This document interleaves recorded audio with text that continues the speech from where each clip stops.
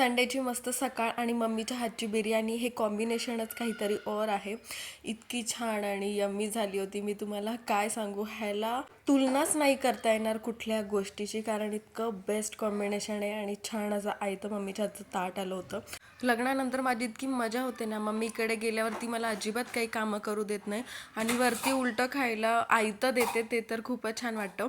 पण लग्नाआधीची कंडिशन थोडीशी वेगळी होती. लग्नाच्या आधी कधी असा टाइमपास केला, उशिरा उठले किंवा एखादं काम मम्मीनी सांगितलंय आणि ते जर मी नाही केलं तर हा आमच्या घरी आंधी तुफान एकसाथच यायचे आणि मग डायलॉग चालू व्हायचे की मी गेल्यावर तुम्हाला माझी किंमत कळल, आता माझी किंमत कळणार नाही, अशी प्रचंड डायलॉग म्हणजे आमच्या घरी व्हायची. आणि मग तो त्याच्यानंतर जो गिल्ट यायचा ना, ते कधीच, आणि तो गिल्ट आहे ना माझं जायचंच नाही जोपर्यंत मी मम्मीच्या मनासारखं काही काम करत नाही, असं व्हायचं.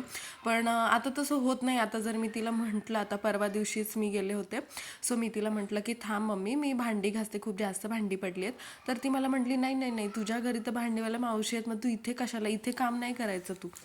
ह्या आयांचं पण काहीच कळत नाही खरंच, कधी जीव लावतात आणि कधी आपल्याला शिस्त लावतात, त्यांचं त्यांनाच माहिती असतं. असो, मम्मीनी खूप छान सोयाबीन बिर्याणी बनवली होती आणि मी म्हटलं चला तुम्हाला रेसिपी पण शेअर करते आणि दाखवते सुद्धा. सो ही बिर्याणी इतकी इझी आहे, फक्त कांदा आणि टोमॅटोच ह्याच्यात टाकतात आणि दुसऱ्या बाजूला बासमती तांदूळ घेतला होता आणि त्याच्यामध्ये विलायची टाकली होती, थोडंसं मीठ ॲड केलं होतं, छान असं. सोयाबीनसुद्धा गरम पाण्यात भिजवून ठेवले होते आणि अख्खे ते छान असे पिळून घ्यायचे. त्याच्यानंतर ह्या वाटणात आहे ना दहीसुद्धा ॲड करायचं, गरम मसाले म्हणजे खडे मसाले म्हणतात कोणी कोणी, ते सुद्धा ॲड करायचे, छान असं परतून द्यायचं त्याला.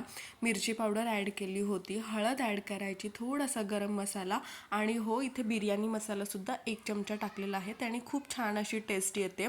तुम्ही नक्की ही बिर्याणी घरी ट्राय करा, इतकी छान आणि टेस्टी होऊन जाते ना, ह्याला तोडच नाही आहे. आणि सगळ्यात मेन म्हणजे खूप जास्त इझी आहे बनवायला. तुम्हाला कसं वाटले मला नक्की सांगा ही रेसिपी. चॅनलवरती नवीन असेल तर सबस्क्राईब करायला अजिबात विसरू नका. तुम्ही बघू शकता इतकी छान. आणि हो, ही बिर्याणी जेव्हा होते ना त्याच्यानंतर दम द्यायलाच पाहिजे. विदाऊट दम ह्या बिर्याणीची टेस्ट तशी लागत नाही, सो दम इज मॅन्डेटरी.